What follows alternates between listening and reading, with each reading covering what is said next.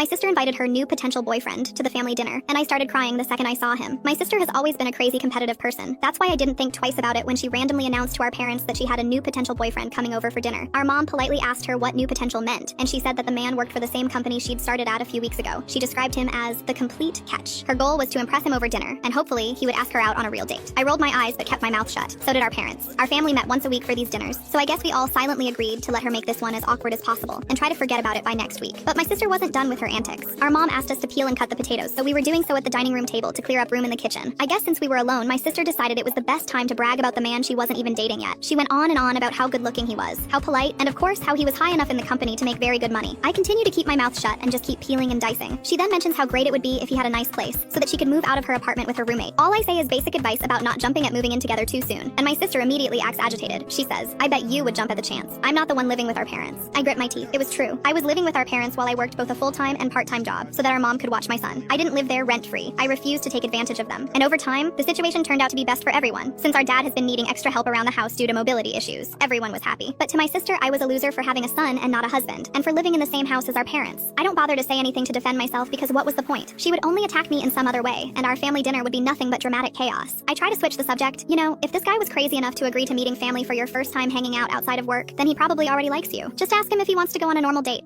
Number one, he needs to ask me on a date, not the other way around. And two, my sister leaned in close to me. He doesn't know he's meeting you guys today. I knit my brows. What now? She smiled and shrugged. I heard he flat out rejects anyone who tries to date him, and that he only hangs out with groups of people outside of work. So I told him he'd be meeting with a group of people from my department. The devil on my shoulder is telling me to stay quiet and let things unravel on their own, but the angel on the other shoulder tells me to at least warn her that IT was going to hit the fan. I shake my head. That's a good way to get him to never like you or trust you. Why did you think that was okay? This time she rolls her eyes, because I overheard him talking to another coworker about wanting kids and stuff, but apparently he's waiting on someone special. I think that's code for being too lazy or afraid to put yourself out there and find somebody. My face is burning, and I know I must look like a tomato. She said the last part while looking right at me, because that was what I always said back when everyone asked if I was going to try dating again. There was someone special out there for me. We just never crossed paths again. I managed to avoid my sister for a while after that, up until this potential boyfriend arrived. She asked all of us to sit casually in the living room as she brought him in. We all mentally prepared ourselves for cringe. When my sister brought him into the room, I recognized Julian immediately and felt tears building up. He recognized me too, and in the next second, Julian was holding me in a tight hug.